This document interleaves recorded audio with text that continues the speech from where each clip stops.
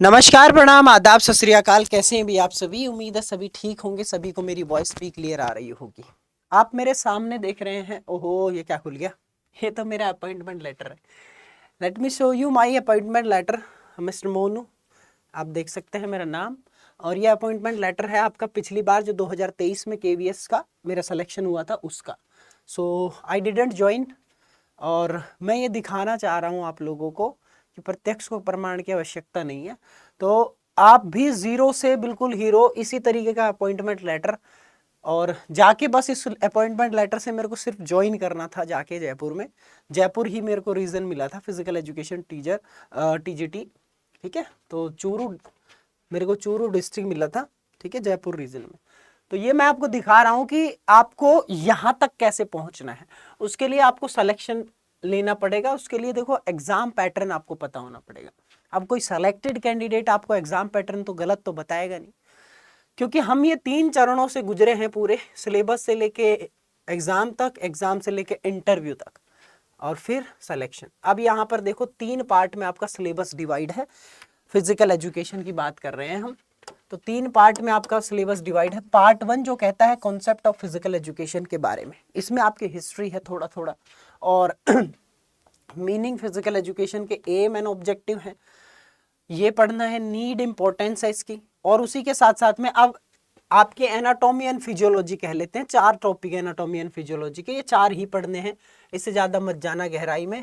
तो muscular system, circulatory system, respiratory system और digestive system, ये 4 सिस्टम है। ठीक है, तो ये 4 सिस्टम है, मस्कुलर सिस्टम, सर्कुलेटरी, रेस्पिरेटरी और डाइजेस्टिव। और भी आपके सिस्टम्स जहां से आपके क्वेश्चंस पूछ लिए जाते हैं, थोड़ा सा मिलजुल के काम बन जाता है।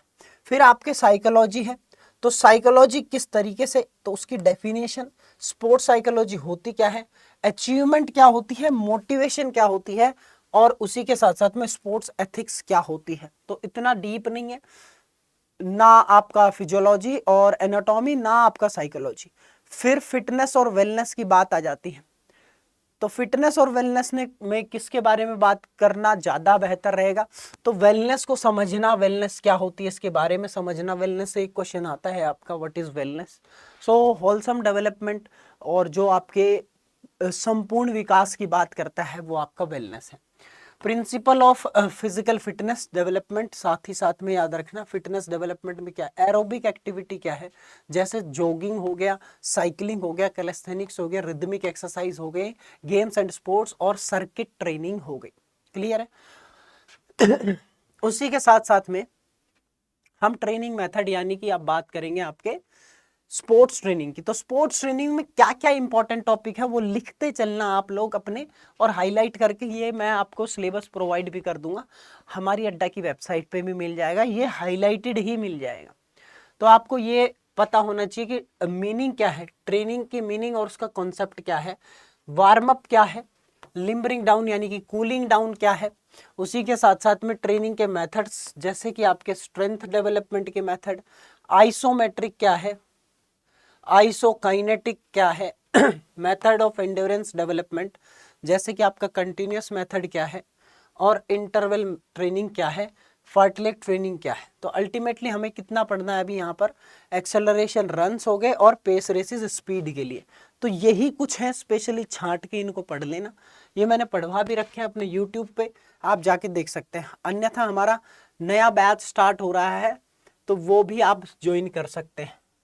फिर उसके साथ साथ में आपका sociological aspect of physical education, तो आपके सोशियोलॉजी क्या है, उसका डेवलपमेंट किस तरीके से, गेम्स एंड स्पोर्ट्स के जो कल्चरल हेरिटेज है, तो इसको अगर नहीं भी पढ़ेंगे, मैं ये पढ़ने की सलाह देता हूँ, लेकिन नहीं भी पढ़ेंगे तो चल जाएगा, क्योंकि अभी बहुत सारी चीजें ऐसी हैं जो पढ़ने लायक है हमारी। तो हम यूँ कह सकते हैं इसमें इंपॉर्टेंट ये बातें थी पार्ट ए में। पार्ट ए में हमारे पास में ये बातें हैं, थोड़ी सी हिस्ट्री की बात, थोड़ी सी आपकी फिजियोलॉजी की बात, और थोड़ी सी साइकोलॉजी की बात, और हेल्थ एजुकेशन की बात, साथ ही साथ में आपके ट्रेनिंग की बात, स्पोर्ट्स ट्रेनिंग की बात। अब हम पार्ट बी और पार्ट सी में पढ़ते हैं। तो पार्ट बी कोरा कोरा, पार्ट बी सीधा सीधा कह देते हैं कि games and sports, games and sports के कंप्लीट आपको रूल्स रेगुलेशन पता होना चाहिए, और उसी के साथ साथ में इक्विपमेंट, मतलब गेम्स एंड स्पोर्ट्स, अल्टीमेटली सारे गेम्स एंड स्पोर्ट्स आपको पढ़ने हैं। मोस्टली जो 9, 10th, 11th, 12th की एनसीईआरटी में दिए हैं, 9, 10th, 11th, 12th की एनसीईआरटी में दिए हैं, वो चार्ट जाओ आप, ठीक है। चार्ट जाओगे ज़्यादा जोर से तो किताब खराब हो जाएगी, वैसे नहीं चाटना है। अब आगे पार्ट सी आपका बहुत ही इंपॉर्टेंट बन जाता है। तो games and sports part B समझ गए, पूरा का पूरा part B games and sports पे ही है। अब देखो नेक्स्ट आपको मैं लेके चलता हूँ हेल्थ एजुकेशन पे। तो पार्ट सी आपका हेल्थ एजुकेशन से, और हेल्थ एजुकेशन बहुत बड़ा पार्ट है, इससे ही क्वेश्चन पूछे जाते हैं केवीएस में ज्यादा। हेल्थ एजुकेशन क्या है, इसका ऑब्जेक्टिव, इसकी इंपॉर्टेंस क्या है, प्रिंसिपल ऑफ हेल्थ एजुकेशन क्या है, उसी के साथ साथ में वेलफेयर कम्युनिटी, और उसी के साथ साथ में आपके फैमिली और कम्युनिटी के बारे में आपको बताना है क्या है। और कम्युनिकेबल डिजीज, अब देखो कम्युनिकेबल डिजीज में मोस्टली आपकी 2 बीमारियां हैं जो स्पेशल दे रखी हैं। वैसे आप मेरी राय रहेगी आप मेरी एक तो डिजीज वाली वीडियो देख के जाना, और साथ ही साथ में आप 2 एड्स हो गए, हेपेटाइटिस बी और हेपेटाइटिस सी, इनकी एक बार अच्छे से गहराई से इनका अध्ययन करके जाना, ठीक है। ये हो गई। कंटेम्परेरी हेल्थ प्रॉब्लम्स कौन सी होती हैं, जैसे कि आपका अल्कोहल हो गया, टोबैको, ड्रग, तो इसके अंदर आपका नाडा वाडा सब पढ़ के जानी है। और ये सब भी मैंने अपनी पेड क्लास में तो पूरा पढ़ा ही रखा है, यूट्यूब पे भी आपको मिल जाएगा इसका पार्ट। हेल्थफुल लिविंग क्या होता है उसके बारे में आपको पढ़ के जाना है। हेल्थफुल लिविंग तो ये एनवायरनमेंट, अल्टीमेटली आपका 9th क्लास की फिजिकल एजुकेशन की बुक में मिल जाएगा। एनवायरनमेंट हो गया, स्कोप ऑफ एनवायरनमेंट क्या है ना, और क्लीन एयर क्या है, और पोल्यूशन के बारे में भी आपको पढ़ के जाना है इसमें। साथ ही साथ में आपको फैमिली हेल्थ के बारे में भी पढ़ के जाना है।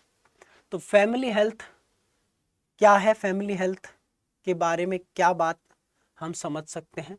तो फंक्शन ऑफ फैमिली, इसके इंपॉर्टेंस, सोशल इंस्टीट्यूशन, नीड, इसकी ज़रूरत क्या है एडोलेसेंस मैनेजमेंट में, ये सारी चीज़ें, और child care, role of parents in child care, और उसी के साथ साथ में अब जो सबसे इंपॉर्टेंट है आपकी क्या है, स्पोर्ट्स इंजरीज। तो फर्स्ट एड और कॉमन स्पोर्ट्स इंजरीज, जिससे सबसे ज़्यादा क्वेश्चन पूछे जाते हैं, और सॉफ्ट टिश्यू इंजरी जैसे कि स्प्रेन, स्ट्रेन, बोन इंजरीज और जॉइंट इंजरीज।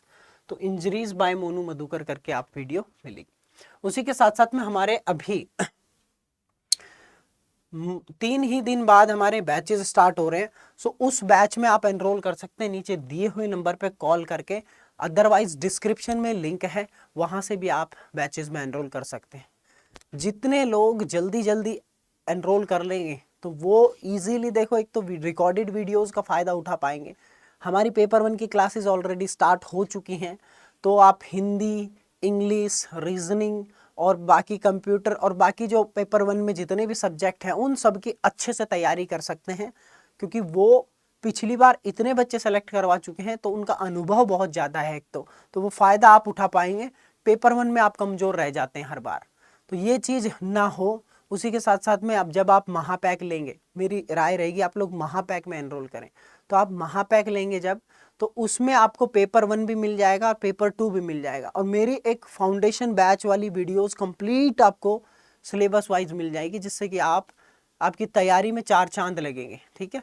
तो वहाँ से आप छांट छांट के ये सारी चीज़ें कर सकते हैं, क्योंकि एक एक आपके फोल्डर्स बने हुए हैं स्पेशली। तो टीजीटी फाउंडेशन करके आप उसमें ज्वाइन कर सकते हैं, ठीक है। तो वो आपको महापैक में मिल जाएगा। सो आप नीचे दिए हुए नंबर पे कॉल कर लेना, अपना सिलेक्शन करो भैया खुद, और उसके लिए आपको पढ़ना पड़ेगा, मेहनत करनी पड़ेगी।